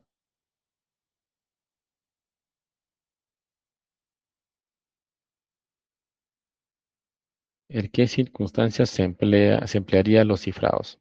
Mm, Va a depender, ¿no? Depende de la organización, ¿no? ¿Qué es lo que quieres cifrar? ¿No? Hace un momento vimos el ejemplo de BitLocker, por ejemplo, ¿no? Si nosotros en la organización queremos cifrar los discos, ¿no? Podemos usar esta tecnología. Esta tecnología internamente ya viene con su método de cifrado, ¿no? En este caso el AES, por ejemplo. Entonces va a depender, ¿no? Puedes cifrar también tu túnel de conexión VPN, por ejemplo, ¿no? Que lo vamos a ver más adelante. Puedes cifrar los datos en tránsito, los datos en reposo, ¿no? Y va a depender básicamente de la organización. ¿Qué quieres asegurar? ¿No? Ahorita lo que estamos viendo es básicamente los modos de operación, un poco de teoría, ¿de acuerdo? Y también estamos poniendo en algunos casos, pues, las aplicaciones. ¿De acuerdo, Richard?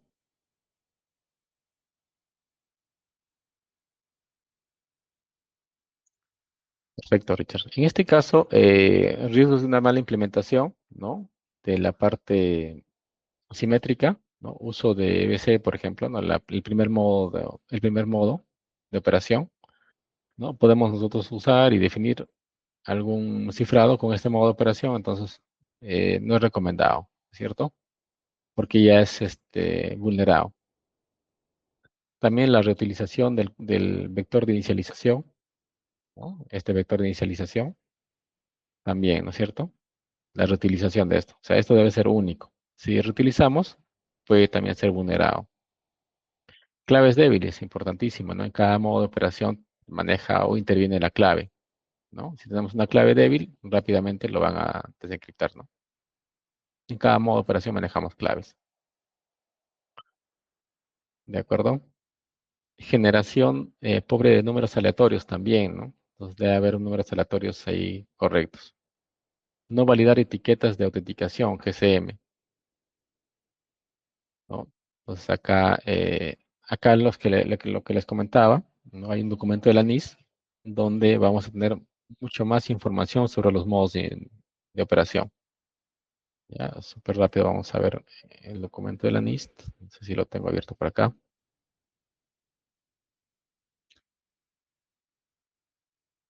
Acá está. Ya, la NIST, bueno, tiene información pública, ¿de acuerdo? Entonces podemos revisar los modos de operación. Y aquí está, ¿no? La información de los modos de operación, ¿no? Si bajas, por ejemplo, la publicación especial 838A, ¿no? Vamos a entrar a la publicación especial y vamos a visualizar, por ejemplo, qué es lo que hay. Ya, dentro de este documento, de esta publicación especial, ya acá nos vamos al índice y vamos a ver, ¿no? Por ejemplo, acá tenemos el cifrado por bloques, ¿no? Y acá están los modos de operación, ¿sí? El SM, el CB es el Chain Mode, ¿no? El que vimos hace un momento. Y hay otros más, ¿no? El Cipher Feedback Mode, el Output Feedback Mode, el Counter Mode, ¿no? Pues, y acá viene más detalle. Entonces, pueden darle una revisada, ¿no? Como les decía, son 14 modos de operación. Y ahí hay más información, ¿ya? Para que ustedes puedan revisar. También hay otros documentos ahí. Un segundo, vamos a tratar de ingresar nuevamente el enlace. Vamos a copiar el enlace.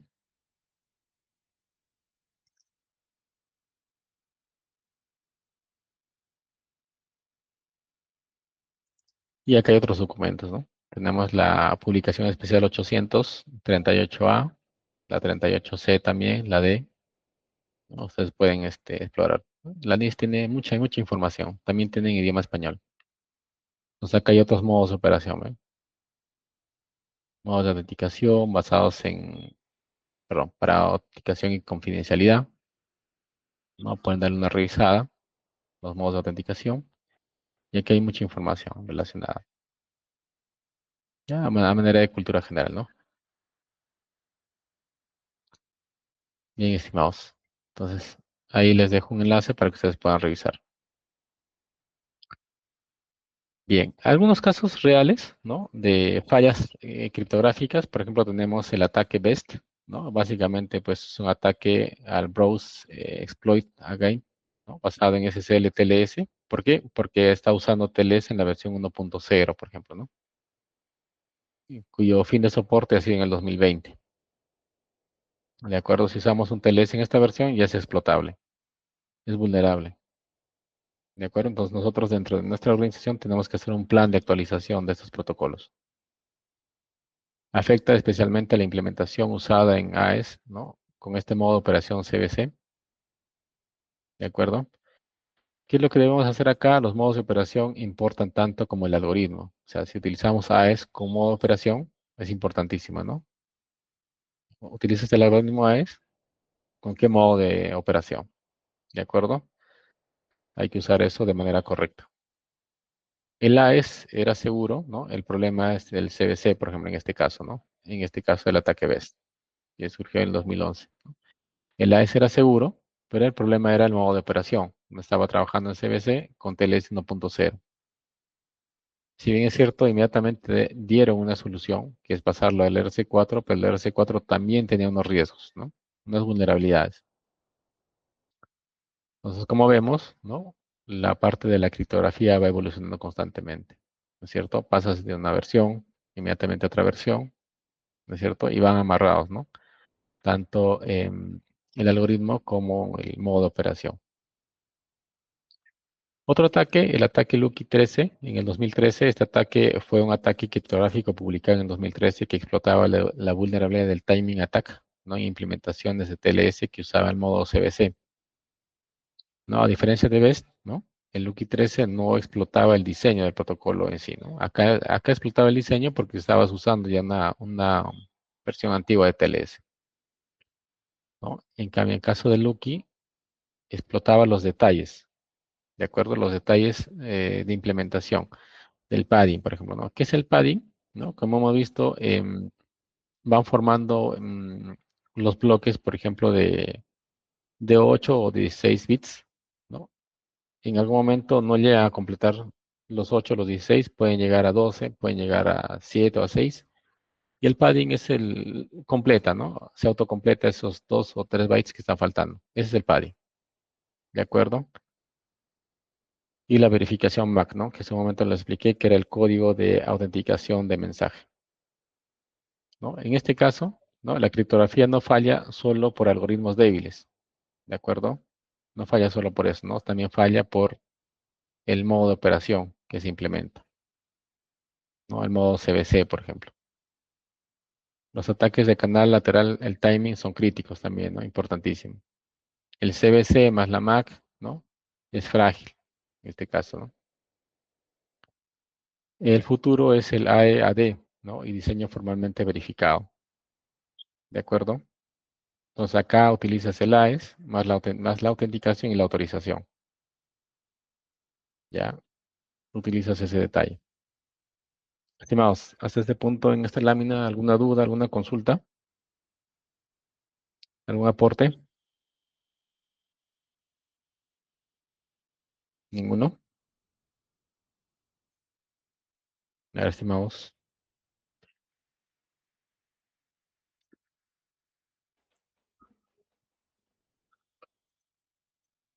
¿Alguna duda? ¿Alguna consulta?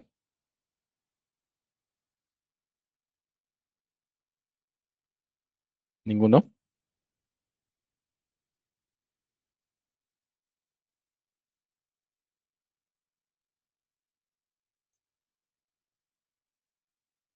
¿Ninguno, estimados?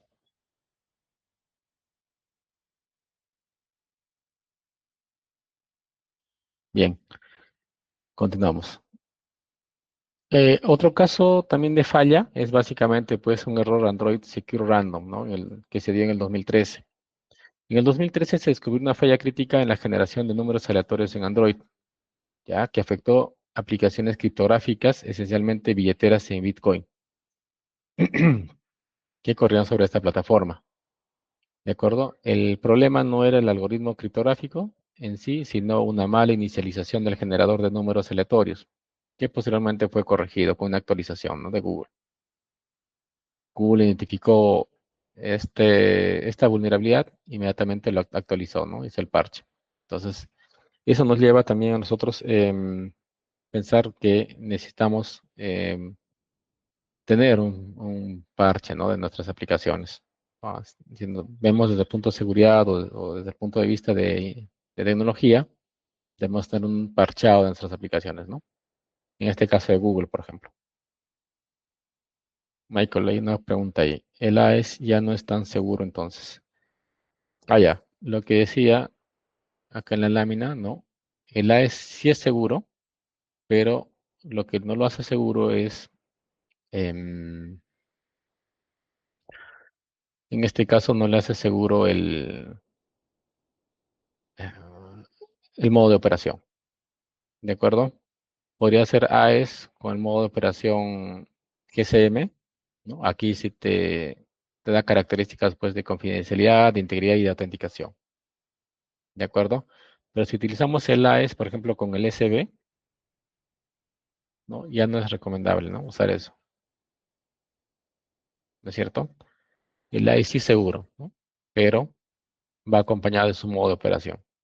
¿Qué modo de operación usamos, no? Y eso lo vimos también en el ejemplo que puse en Google Colab, ¿no? Teníamos el AES y teníamos un modo de operación, ¿no? Y podemos ir buscando más códigos en Python, ¿no? Donde puedes ir usando los modos de operación, por ejemplo, el CBC, ¿no?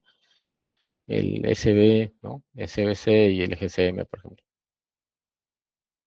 Van amarrados de la mano. ¿De acuerdo, Michael? No sé si con eso contesté tu pregunta.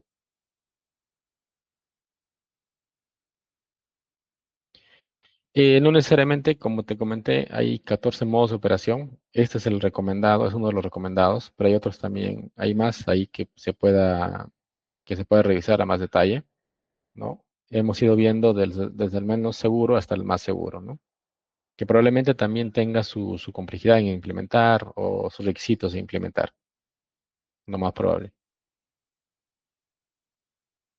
Pero sí te proporciona pues mayor seguridad. Ujú. Perfecto, Michael. No, gracias a ti. Bien, estimados. Lo siguiente es la criptografía simétrica. En la sesión pasada, ya súper rápido, este, quedamos en ver,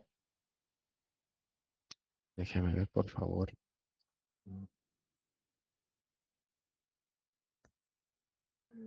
quedamos en ver súper rápido, eh,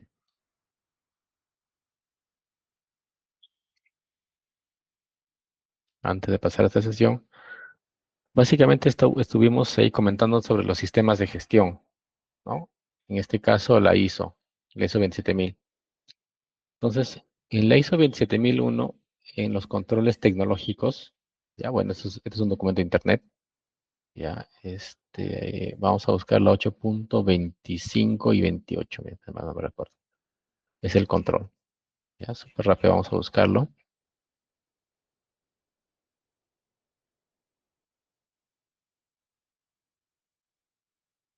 8.13. Ya quedamos en ver algo de los sistemas de control, de los sistemas de gestión, perdón.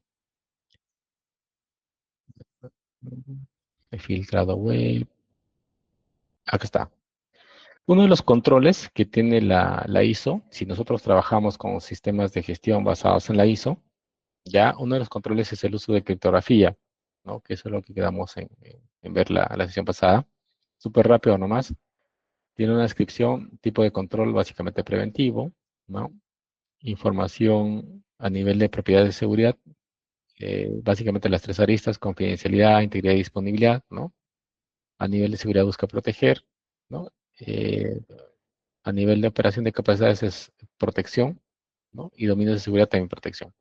Y este es el control como tal, ¿no? Debe definirse e implementarse reglas para el uso eficaz de criptografía, ¿de acuerdo? Incluida la gestión de claves criptográficas.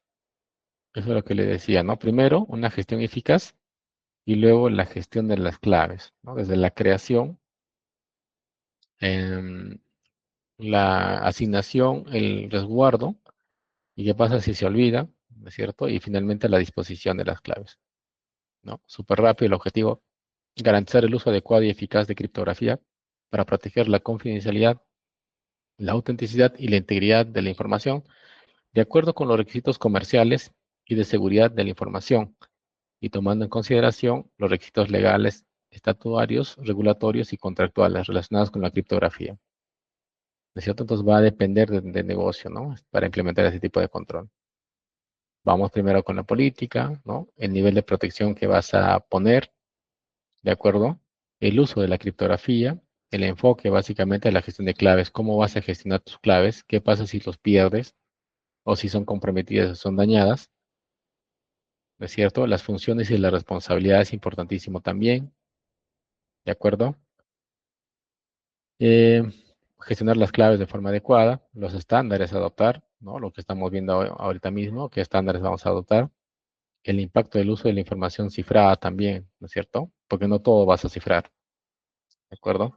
Y cómo van a operar, ¿no? Por ejemplo, si yo cifro mi máquina, cifro el disco de mi máquina, probablemente tenga problemas con los agentes que tenga en mi máquina, ¿no? Probablemente con el antivirus, algún agente de análisis de la máquina, análisis en tiempo real, análisis de comportamiento, ¿no? Probablemente tenga algún tema de impacto. Entonces, ¿cómo van a conversar? Todo eso en la política, ¿no? En la gestión de claves también, desde la generación, la emisión, la distribución de las claves, el almacenamiento importantísimo, ¿no? ¿Qué pasa si cambias o actualizas la clave también? ¿No? ¿Cómo se van a tratar las claves comprometidas? Porque de alguna manera pueden haber claves comprometidas, ¿no? La revocación de la clave, la recuperación también de la clave, ¿no? Y el resguardo, ¿no? El backup de las claves y el almacenamiento. Y finalmente la destrucción de las claves, ¿no? El ciclo de vida.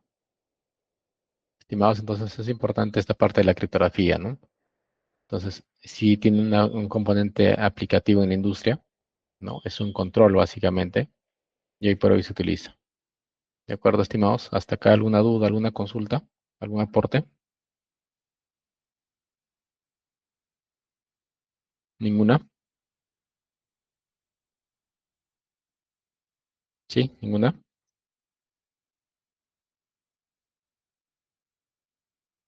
Claro. Más que un estándar es una buena práctica, ¿no? Es una buena práctica. Entonces acá tienes un referente para poder usarlo. ¿De acuerdo? Es una guía, una buena práctica, ¿no? Entonces tú, dependiendo de tu organización, puedes, puedes irte alineando a esa buena práctica. ¿De acuerdo? No quiere decir que es mandatorio, pero es una buena práctica. Probablemente no tengas basados en la ISO, tengas basado en la NIS o en otro framework, ¿no? Entonces acá un ejemplo nada más de cómo la criptografía se alinea y se implementa en una organización, ¿no? Basado básicamente en control. ¿De acuerdo? Estimados, entonces ahí respecto a la criptografía simétrica, ¿alguna duda, alguna consulta, algún aporte para pasar a la criptografía asimétrica?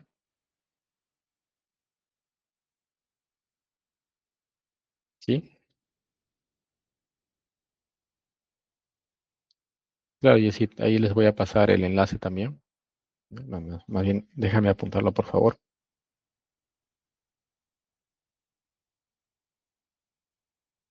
Ahí al final del documento lo voy a poner como referencias bibliográficas y ya ustedes lo puedan revisar. ¿De acuerdo, estimados? ¿Alguna duda, alguna consulta? ¿Ninguna respecto a criptografía asimétrica? Bien, estimados. Entonces, ahora vamos a pasar a ver la criptografía asimétrica. ¿De acuerdo? Entonces, ¿cuál es el objetivo de esta parte de la criptografía asimétrica? Es explicar el funcionamiento conceptual, ¿no? Básicamente de RCA y SC, ¿no? De estos tipos de criptografía, ¿no? Anteriormente hemos visto el AES, ¿ya? Y el cha 20, ¿de acuerdo? Ahora vamos a ver el RCA y el SC, ¿no? El de curvas elípticas. Vamos a comprender cómo se realiza el intercambio seguro de claves, ¿no? Porque acá vamos a tener dos tipos de claves. Al ser asimétrica, van dos tipos de claves, la pública y la privada, ¿de acuerdo? Entender el uso de la criptografía asimétrica en autenticación y firmas digitales, donde son una de las aplicaciones importantísima, la firma digital, ¿no? Que si bien es cierto, ayer ya hemos estado poniendo ejemplos de este tipo. Y luego identificar problemas comunes, ¿no? De claves débiles y longitudes inseguras, por ejemplo, ¿no? Como el método ya está difundido, lo único que diferencia son las claves, ¿no? Si nuestra clave es débil, lo más probable es que por ahí no tengamos un problema. Eh, Entrando más a detalle de la criptografía simétrica, ¿no? Que eso es un sistema criptográfico que usa dos claves diferentes, ¿cierto? Una clave pública y una privada, ¿de acuerdo? Una pública, básicamente para compartir, ¿no? Se comparte. Esta pública nos permite a nosotros cifrar y verificar, ¿de acuerdo? Entonces, si yo quiero enviar información a otra persona, ¿no? A través de la clave pública y privada, yo agarro su clave pública y cifro la información con la clave pública y se lo envío cifrado. ¿De acuerdo? Entonces la otra persona con su clave privada va a descifrar esa información. Lo descifra y lo va a poder leer con su clave privada, ¿no? Y también con la clave privada se utiliza para firmar, ¿no? Si tenemos un sistema de firmas digitales, con esa clave privada sirve para firmar. ¿De acuerdo? Firmamos un documento. Y con la pública se valida la identidad. Usado ampliamente en protocolos HTTPS, SSL y TLS, ya. La criptografía simétrica permite el cifrado, el intercambio seguro de claves, ¿no? Porque vamos a tener una clave pública y privada. Las firmas digitales también, ¿no? Porque vamos a firmar con nuestra clave privada. La autenticación, ¿no? O sea, para firmar un documento, primero nos autenticamos, ¿no? Nos autenticamos y luego firmamos el documento. Entonces, ahí ya no hay forma, ¿no? De negar que el documento haya sido firmado por nosotros. El funcionamiento, desde el punto de vista de la confidencialidad, se firma con la clave pública de la otra persona, lo que les indicaba, ¿no? Agarramos la clave pública, con eso lo firmamos y se lo enviamos, ¿no? Y por el otro lado, la otra persona, ¿no? Le llega la información, ¿no? Y con su clave privada la descifra, ¿de acuerdo? La ciframos con la clave pública y con la clave privada la otra persona la descifra. Respecto a la autenticidad, ¿no? Es una aplicación acá vendría a ser básicamente la firma digital, ¿de acuerdo? Se utiliza la clave privada para firmar, ¿no? En firmas digitales, ¿no? Tenemos un documento, nos llega un documento, nos autenticamos al sistema de firmas digitales y firmamos el documento, ¿no? Firmamos y eso lo firmamos con nuestra clave privada. Entonces, como nuestra clave pública está en una entidad certificadora, valida solamente nuestra identidad nada más, ¿no? Entonces, así como funciona un sistema de firma digital. Se verifica la autenticidad con la clave pública, ¿de acuerdo? ¿Cuál es la ventaja? Elimina el intercambio de claves secretas, ¿no? Nuestras claves secretas o privadas son privadas, no hay intercambio de esas claves, no se intercambia. Desventaja más lenta computacionalmente y requiere claves más largas que la simétrica, ¿de acuerdo? Diferencias entre la criptografía simétrica, ¿no? La simétrica y la simétrica. La simétrica utiliza una sola clave, ¿de acuerdo? Se utiliza una misma clave tanto para cifrar, mandar el documento cifrado y descifrar. La simétrica utiliza dos claves, ¿no? Agarramos la clave pública de la persona a quien queremos enviar la información y la persona, el receptor, utiliza su clave privada para descifrar esa información. ¿De acuerdo? Ahí tenemos dos claves. La simétrica es más rápida, ¿de acuerdo? Y la simétrica es más lenta, ¿no? Por el procesamiento que tiene, ¿no? Y la simétrica es ideal para grandes volúmenes de datos, como hemos visto, podemos cifrar discos, ¿no? Y la simétrica, ideal para intercambio y autenticación, ¿no? Básicamente las firmas digitales, por ejemplo. Estimados, hasta este punto, ¿alguna duda, alguna consulta, algún aporte?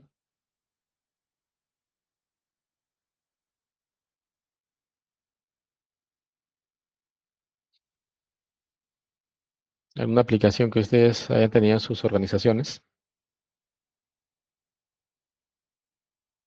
Ahora, estimados.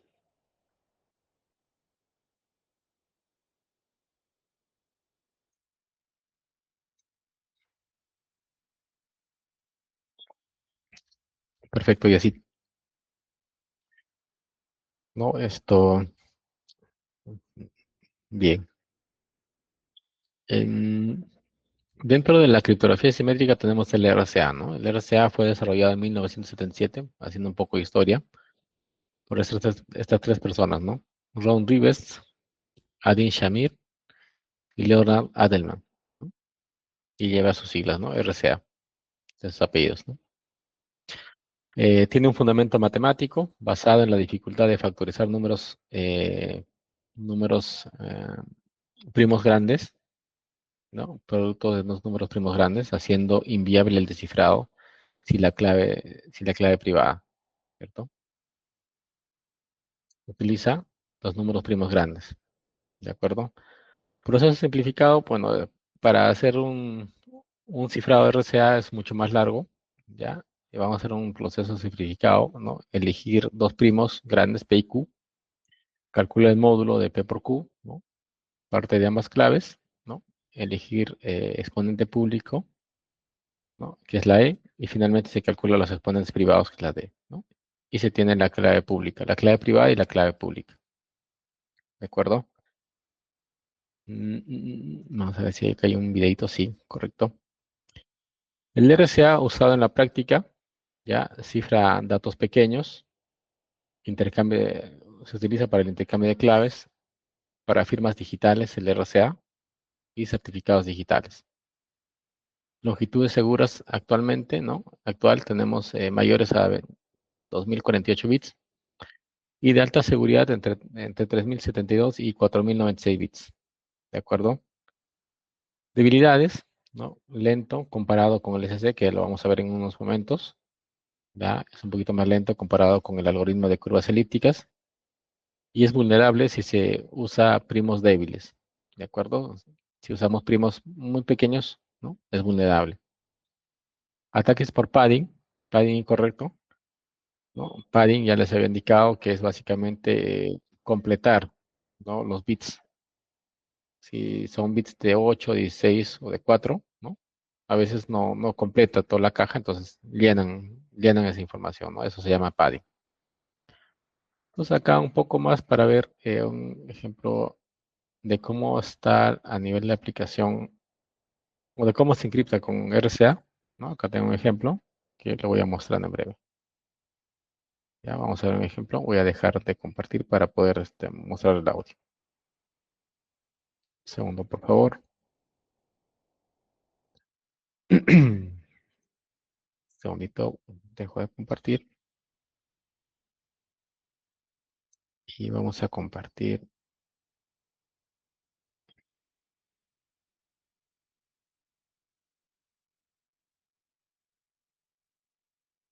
un videito con el audio. A ver.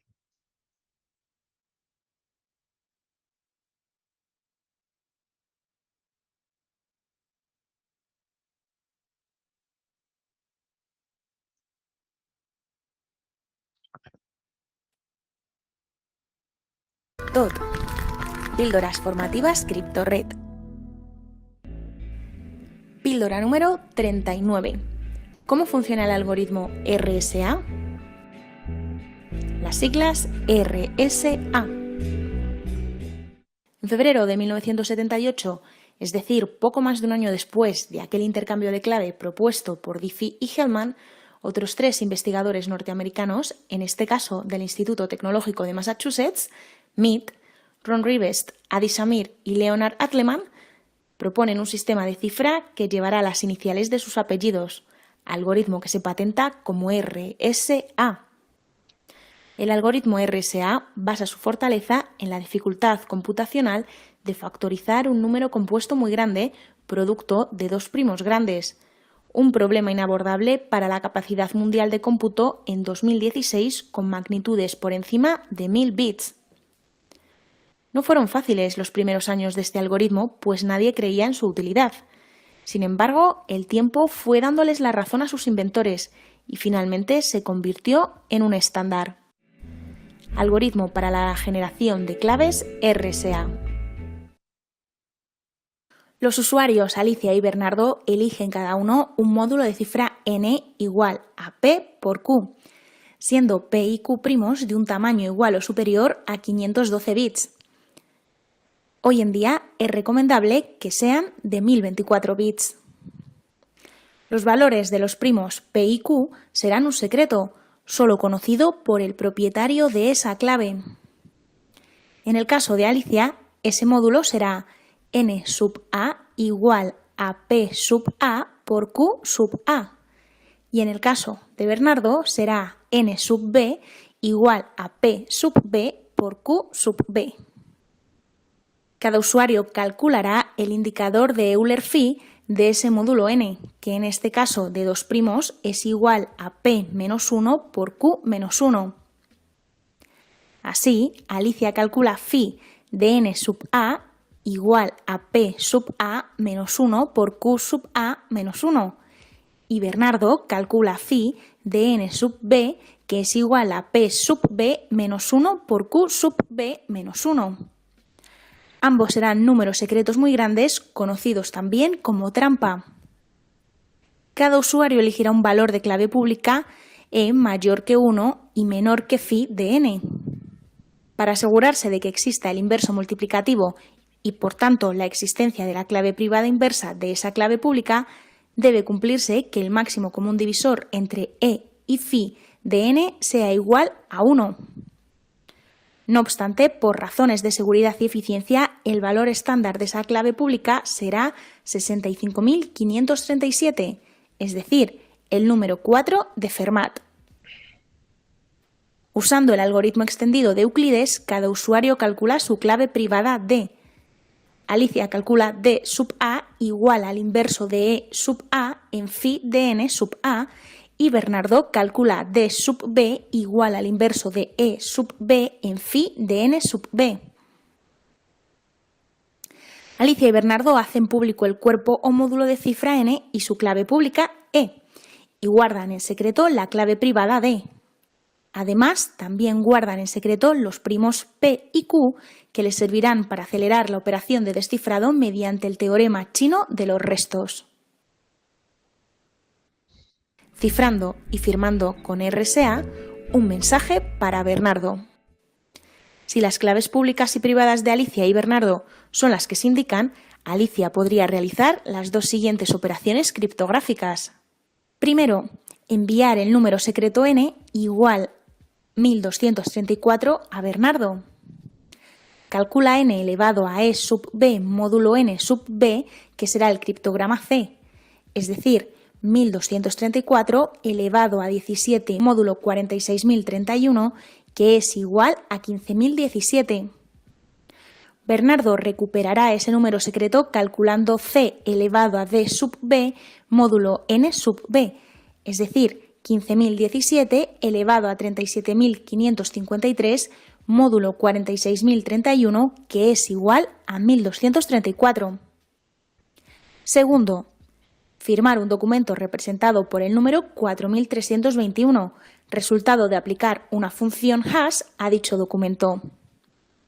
El criptograma C será igual a h de m elevado a d sub a módulo n sub a, es decir, 4.321 elevado a 23.131 módulo 42.593, que es igual a 8.162.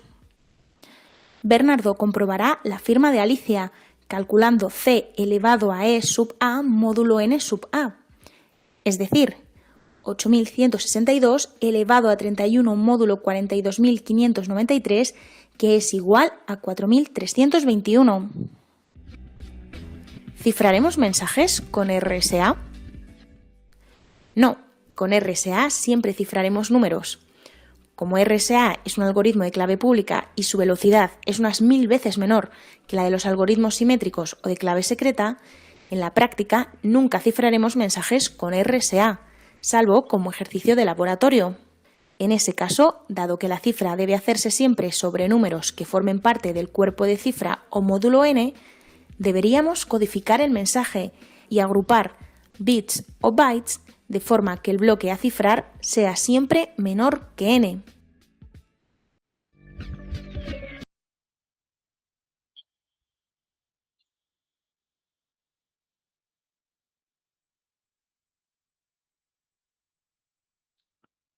Bien, estimados, compartimos la presentación. No, como verán, es netamente una representación matemática, ¿no?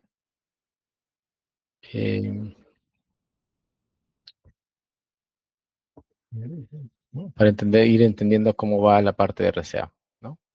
Estimados, hasta este punto, ¿alguna duda, alguna consulta? Sí, a ver, pregunta, ¿en el mercado no hay algoritmos que descifren ese tipo de criptografía? Mm, va a depender, ya, yo creería que va a depender básicamente em, de la clave, ¿no es cierto? Como decía anteriormente, si tenemos por acá una debilidad a nivel de las claves, ¿no? A nivel del padding también, por ejemplo, a nivel de la configuración, probablemente podrían descifrarlo, ¿no? Pero ahorita mismo esto es seguro, dependiendo de la longitud también, ¿no? Probablemente si en nuestro diseño tengamos una longitud de 1024 bits, sea alguna manera descifrable. Entonces, lo recomendable es 1024, 2048 y 3072 en adelante. Ahí sí es indescifrable. Sí, así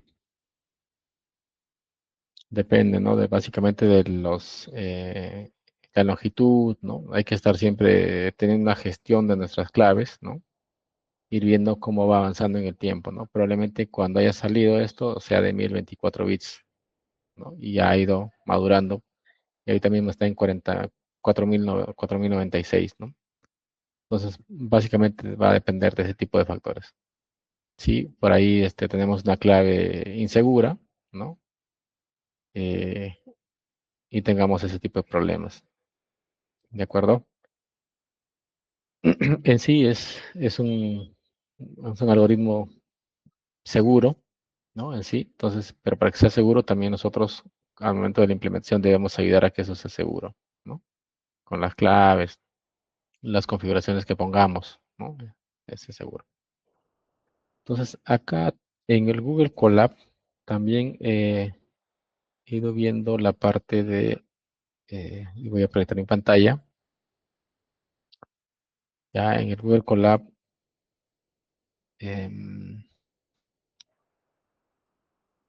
acá tenemos una codificación ya en Python con la codificación de RCA, por ejemplo, ¿no? De RCA, ¿no? Les voy a compartir también para que ustedes lo puedan probar. Ya, se los comparto por el chat y lo voy a adjuntar también a la presentación para que ustedes lo puedan probar, ¿no? Entran al Google Colab, ya, a manera de ejemplo. Como ya tenemos importado el módulo, ¿no? Podemos acá poner el mensaje a cifrar, ¿de acuerdo? Ponemos el mensaje a cifrar, ¿ya? Y nos va a botar el mensaje cifrado y descifrado, ¿no? Acá tenemos, por ejemplo, el mensaje original y el mensaje cifrado, ¿de acuerdo? Y finalmente el mensaje descifrado. Y vamos, no sé si rápidamente hacen una prueba. Ya es correr el mensaje. Primero los que no hemos importado el módulo, primero nos importa el módulo y luego copiamos este código en Python y podemos poner acá el mensaje a cifrar. ¿De acuerdo? Vamos a cifrar con RCA. ¿De acuerdo? En este caso estamos utilizando 2048. Podemos utilizar más. Ya pueden ir jugando ahí. ¿Sí, estimados? Entonces, no sé si está importado acá el módulo, si está importado. Y le vamos a poner otro mensaje acá, ¿no? Por ejemplo, acá le ponemos clase 2. Criptografía de fundamentos de criptografía.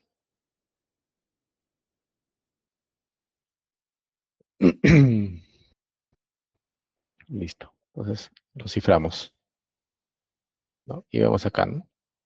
Este es el texto original. Lo cifra con RCA de 2048 y finalmente lo descifra, ¿no?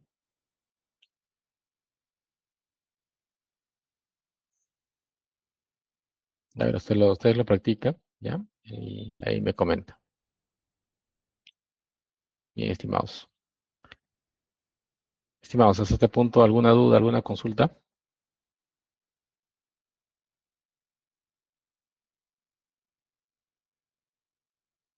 Sí, es mucha teoría, ¿no? Acá en estos algoritmos descifrado, pero estamos tratando de hacerlo lo más práctico que se pueda hacer.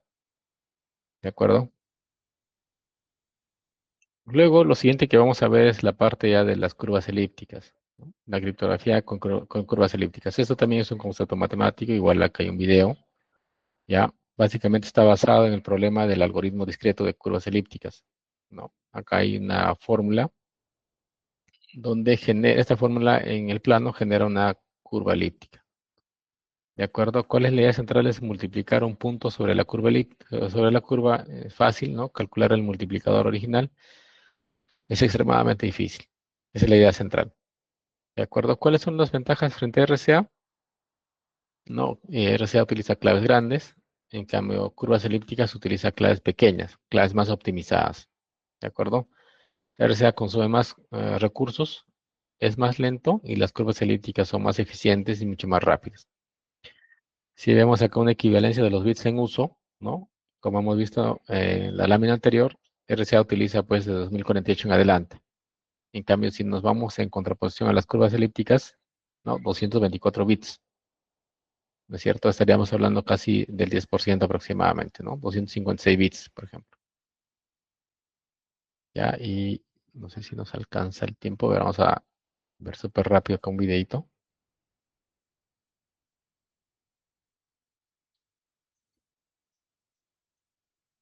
de las curvas elípticas para tener una idea de cómo funciona esto. A ver, voy a dejar de proyectar la pantalla y ponemos el video.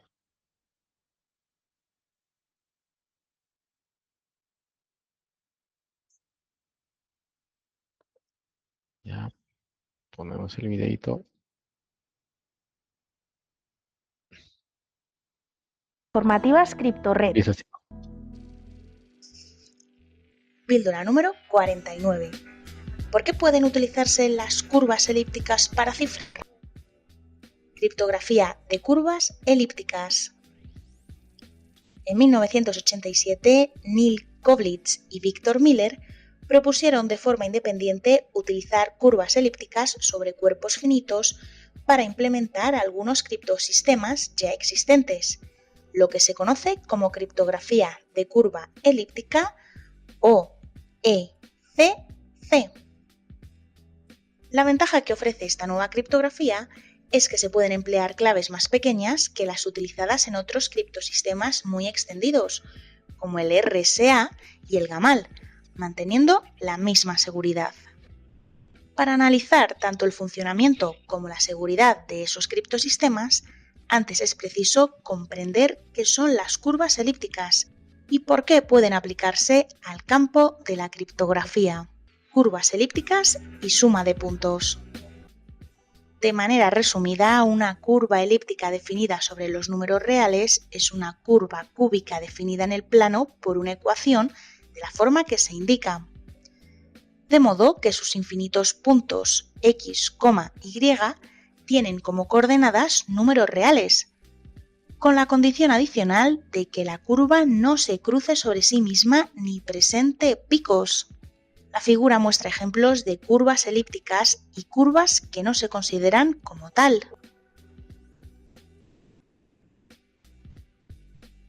Es posible sumar dos puntos de una curva elíptica obteniendo como resultado otro punto de la curva mediante las fórmulas adecuadas, aunque también se puede interpretar gráficamente por el método de la cuerda y tangente.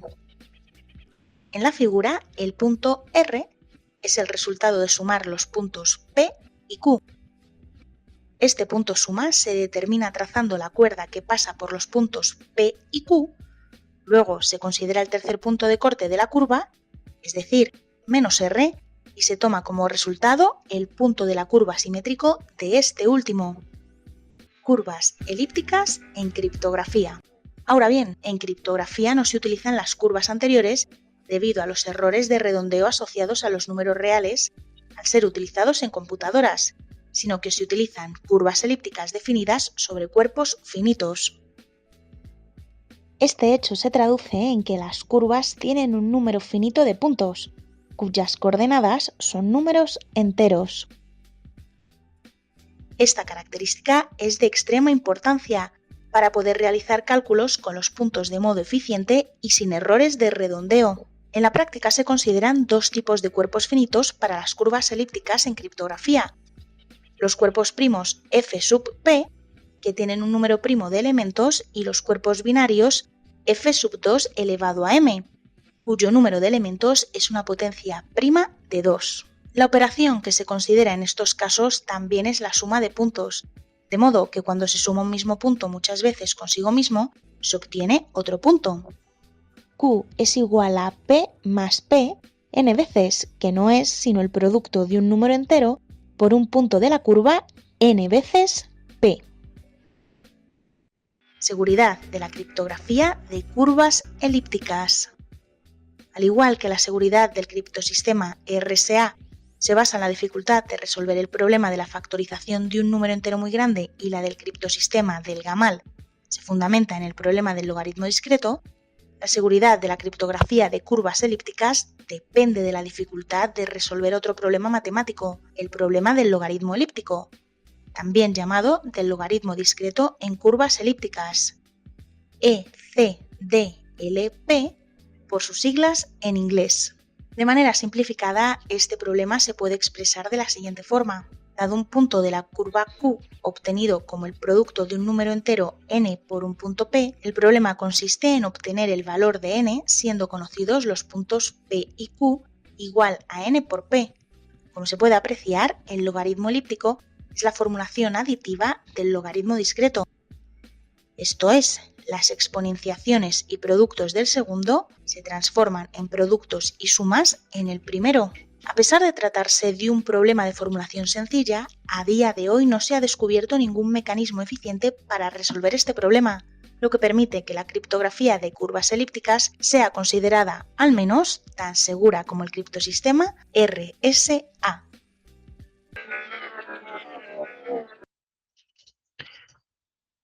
Bien, estimados.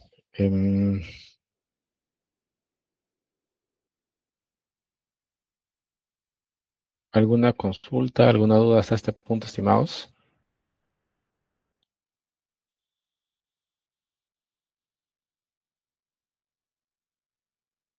¿Sí? ¿Algún aporte que tengan ustedes respecto a RSA, curvas elípticas?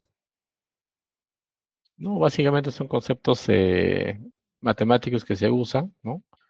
Básicamente vamos a ver cuáles son las ventajas que nos proponen cada uno de ellos, ¿ya? Y bueno, estos videos son básicamente para ver los laboratorios que hacen y cómo funciona, ¿no? Tener una idea más clara del uso. ¿No? El uso actual, básicamente en TLS, certificados modernos, blockchain, dispositivos móviles, IoT y criptomonedas, ¿no? Algunas curvas comunes son SEC 256R1 y la curva 25519, por ejemplo. Estimados, hasta este punto, ¿alguna duda, alguna consulta, algún aporte?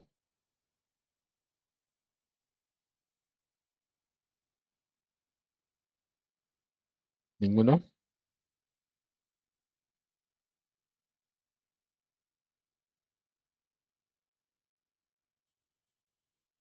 ¿Ninguno, estimados?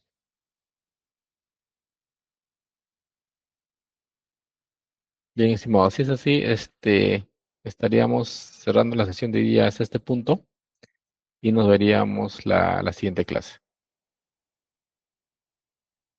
Perfecto, Richard. Perfecto. Listo, estimados. Entonces, estaríamos, si no hay mayor consulta, mayor duda, estaríamos quedando hasta este punto. Igual me permiten complementar la presentación con los códigos que les he pasado y con eso ya estaríamos cerrando la sesión de hoy día. Listo, Richard. Listo, Yesit. Muchísimas gracias. Nos vemos en la siguiente sesión. Gracias.